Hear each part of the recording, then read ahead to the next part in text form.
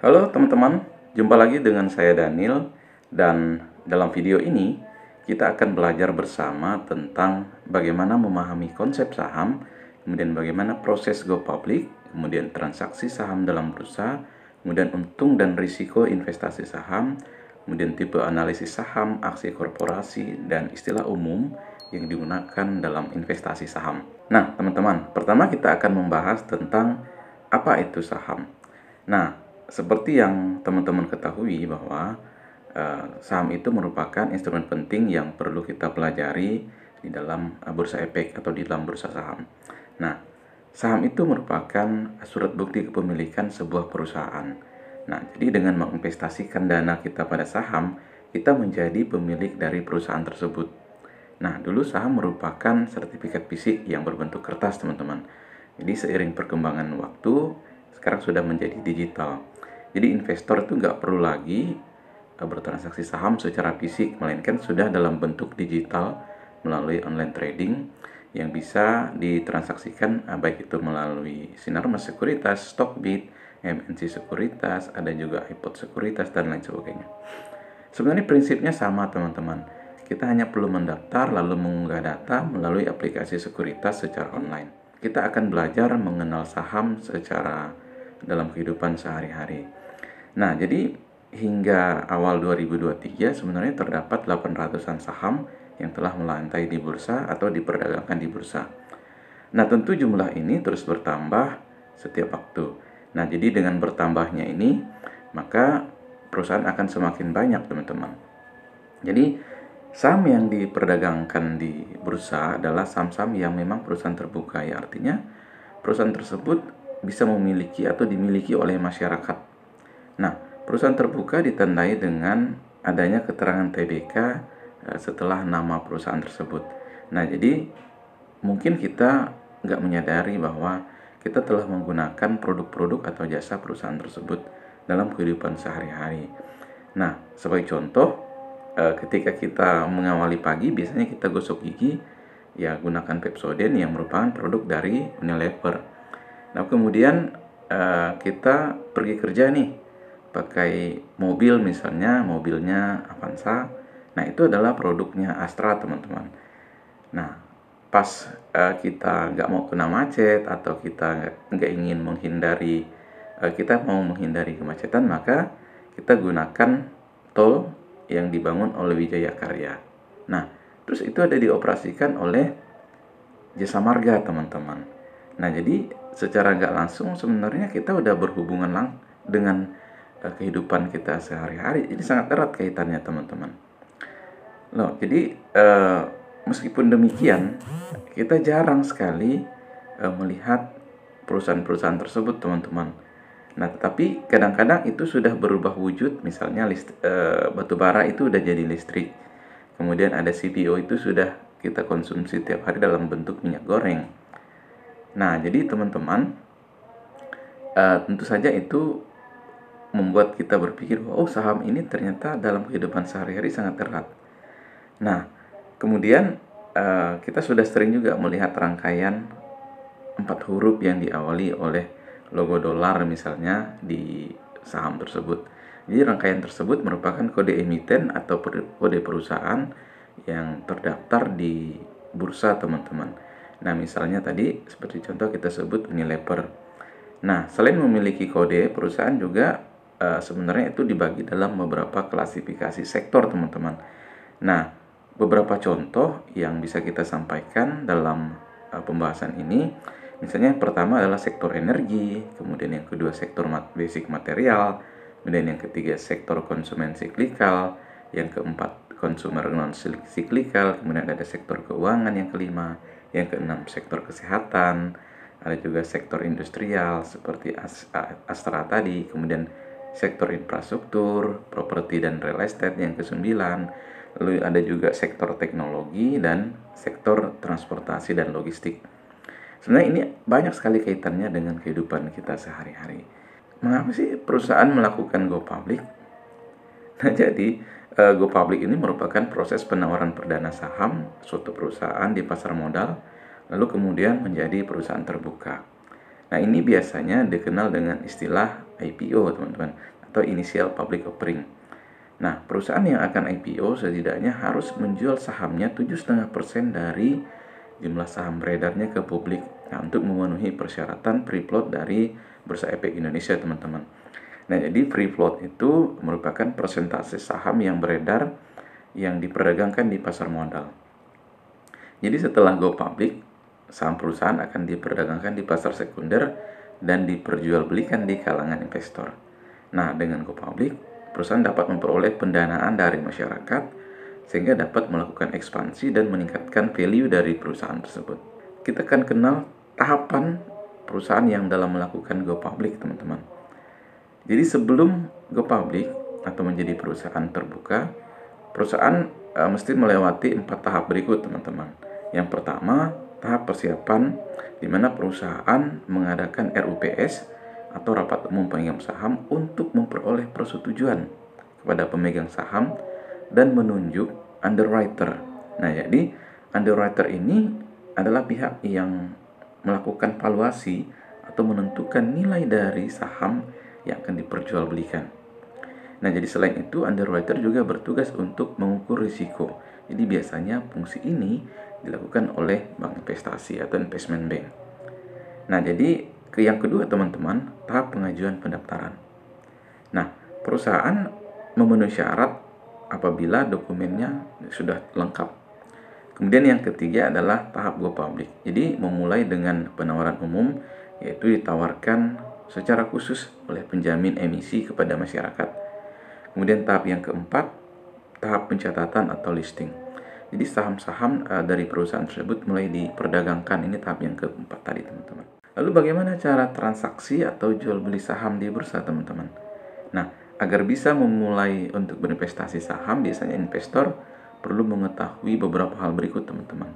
Jadi investor perlu membuka akun pada sekuritas untuk memperoleh rekening dana nasabah atau RDN.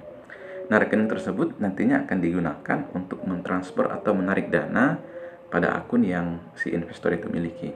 Nah, kemudian sekuritas merupakan institusi yang menyediakan platform untuk bertransaksi saham. Misalnya ada Stockbit, kemudian ada NNC, ada Mirai Asset, dan lain sebagainya. Jadi satuan jumlah dalam emiten yang diperdagangkan ini sebenarnya dinamakan lot, teman-teman. Di mana dari satu lot itu terdiri dari 100 lembar saham. Lalu harga saham yang ditampilkan itu biasanya bisa ditampilkan melalui kanal informasi, baik harga per lembar saham. Nah, jadi investor itu sebenarnya minimal membeli satu lot atau kelipatan. Nah, jadi sehingga harga saham yang tertera di aplikasi sekuritas ini dikalikan 100 lembar, teman-teman. Nah, setiap sekuritas mengenakan biaya transaksi atau fee, berupa fee beli dan fee jual. Jadi kita bisa mencari transaksi fee yang memang sebelumnya sudah dikenakan pada si investor, teman-teman. Jadi transaksi ini bisa dicek melalui aplikasi di sekuritas masing-masing. Dan untuk bertransaksi kita mulai pukul 9 hingga 15 sore, teman-teman. Namun waktu itu bisa berubah sesuai dengan kebijakan bursa, teman-teman.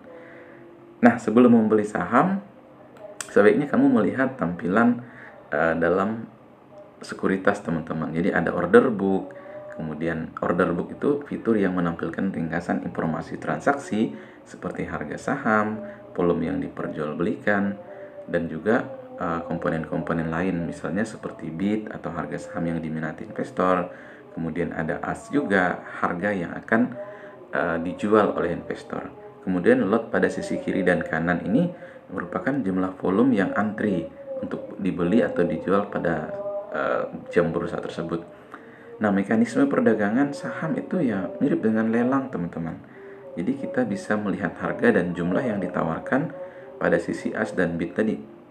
Nah, jadi kalau kita minat beli ya tinggal kita lihat pada harga AS-nya. Maka kita akan langsung dapat lihat dan langsung memberikan pembelian. Mungkin itu akan lebih mahal, teman-teman. Nah, lalu kemudian yang kedua, teman-teman, kita bisa mendapat harga yang murah, yaitu dengan harga bid tadi. Lalu konfirmasi pembelian ini akan diberikan kepada kita.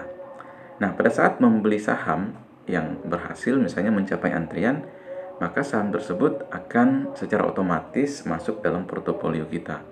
Jadi jika transaksi saham tidak mencapai antrian, maka pembelian yang kita lakukan ini tidak akan terjadi atau perintah ini dibatalkan secara otomatis. Nah, prinsip ini sebenarnya serupa jika kita jual beli saham, teman-teman. Nah, singkatnya, jadi bid itu merupakan harga saham yang diinginkan oleh pembeli, dan sedangkan as itu merupakan harga yang ditawarkan oleh si penjual. Nah, harga saham memiliki praksi dan tersendiri, teman-teman. Jadi, selisih atau kelipatan atau penurunan dari harga saham. Ya, ketentuannya sih sebenarnya, teman-teman, sederhana. Misalnya untuk saham harganya kurang dari 200, itu praksinya adalah Rp1. Kemudian harga 200 sampai 500 itu praksinya adalah Rp5. Kemudian untuk harga 500 sampai 2000 itu praksinya Rp10, teman-teman. Sedangkan harga saham di atas 5000 itu adalah praksinya Rp25.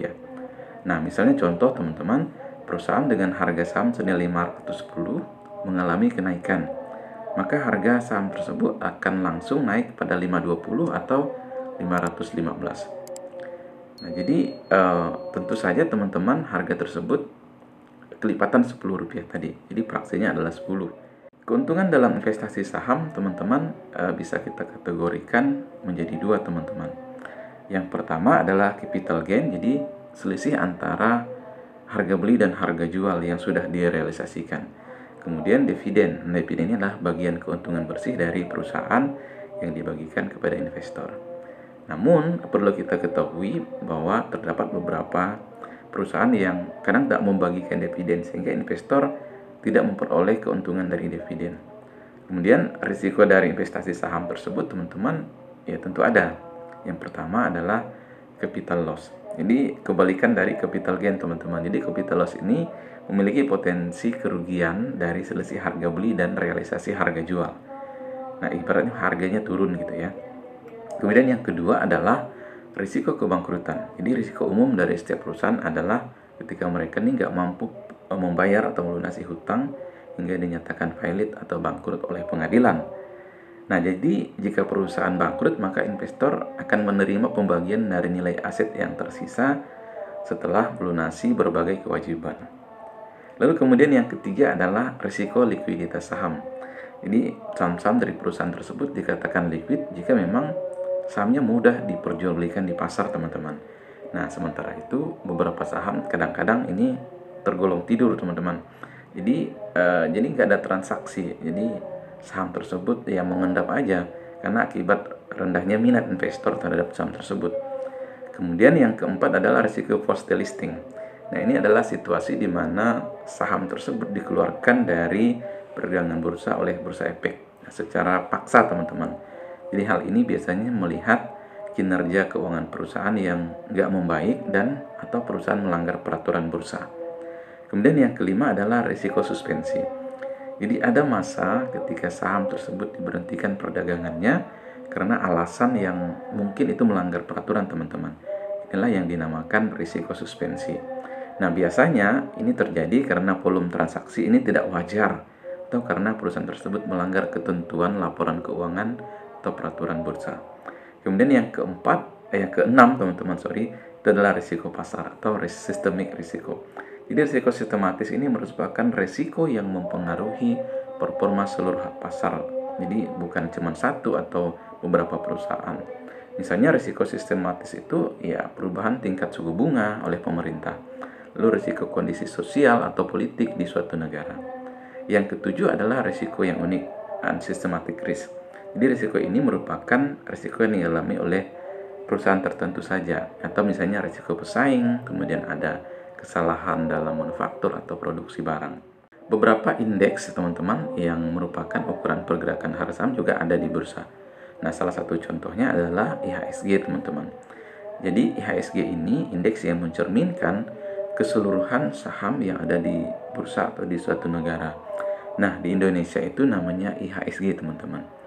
Kemudian ada juga yang namanya multi market index.